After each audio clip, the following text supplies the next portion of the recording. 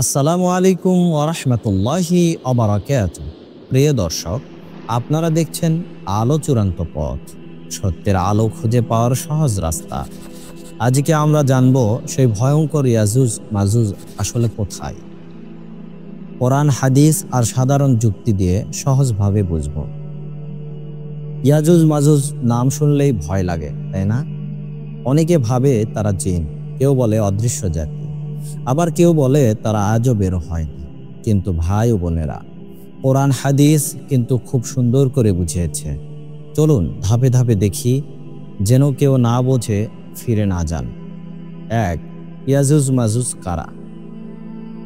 ইয়াজুজ মাজুজ কোনো ভূত প্রেতনি না, তারা মানুষই।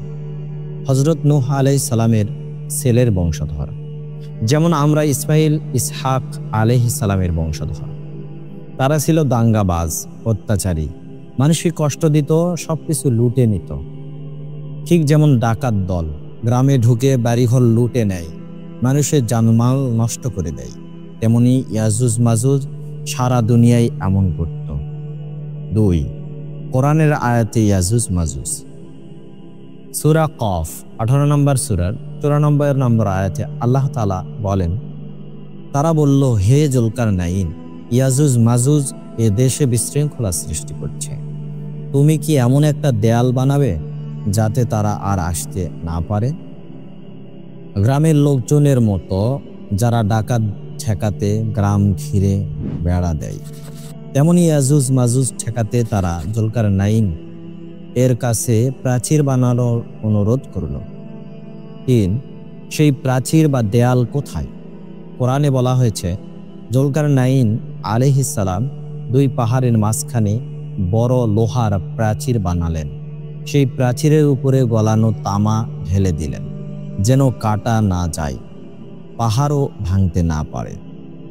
ঠিক যেমন গ্রামে কখনো লোহার গেট বানায়, আবার তাতে জং না ধরার জন্য রং বা রসায়ন লাগায়, তেমনি তিনি শক্তিশালী প্রাচীর বানালেন।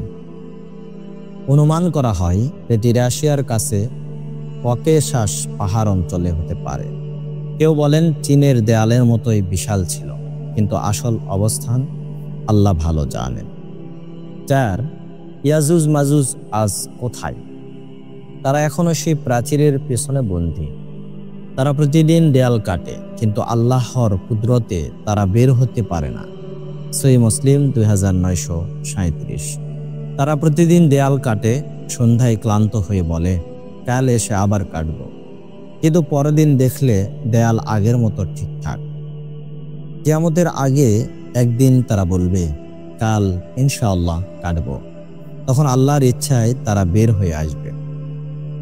যেমন ছোটরা দেয়াল খোঁড়ে খেলতে গিয়ে, বাবা এসে আবার সেটি ঠিক করে দেন, তেমনি ইয়াজুজ মাজুজ কাটে, আল্লাহ সেটি ঠিক করে দেন। 5. তারা বের হয়ে কি করবে?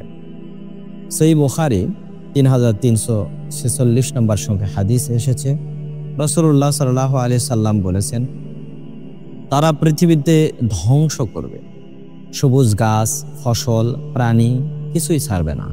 তারা ভাববে পুরো দুনিয়া তাদের অধীনে এসেছে। তারপর তারা আকাশে তীর ছুড়বে, আল্লাহ তাদের শিক্ষা দিতে তীরগুলো রক্ত মাখা করে ফিরিয়ে দেবেন।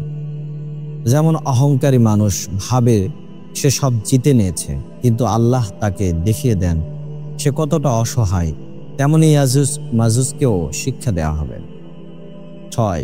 কে রক্ষা করবে মানুষকে? ঈসা আলাইহিস সালাম তখন পৃথিবীতে থাকবেন। তিনি ও মুমিনরা পাহাড়ে আশ্রয় নেবেন। সবাই আল্লাহর কাছে দোয়া করবে রক্ষা পাওয়ার জন্য।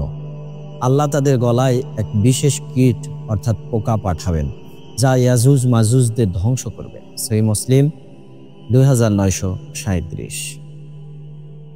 যেমন আল্লাহ ফিরাউনকে পানিতে ডুবিয়ে শাস্তি দিয়েছিলেন, তেমনি ইয়াজুজ মাজুজকেও বিশেষভাবে ধ্বংস করবে। ইয়াজুজ মাজুজ মানুষই, খুবই দাঙ্গাবাজ। জুলকারনাইন আলাইহিস সালাম তাদের জন্য এক শক্তিশালী প্রাচীর বানিয়ে দিয়েছিলেন। তারা আজও বন্দী আছে, আল্লাহর হুকুম ছাড়া বের হতে পারবে না। কিয়ামতের বড় নিদর্শন হিসেবে তারা বের হবে, তখন আল্লাহ নিজেই তাদের ধ্বংস করবেন। এগুলো বিশ্বাস করা ইমানের অংশ, কারণ কোরআন হাদিসে স্পষ্টভাবে আছে। আপনারা যদি আজকের আলোচনা সহজভাবে বুঝতে পারেন তাহলে আলো চূড়ান্ত পথ।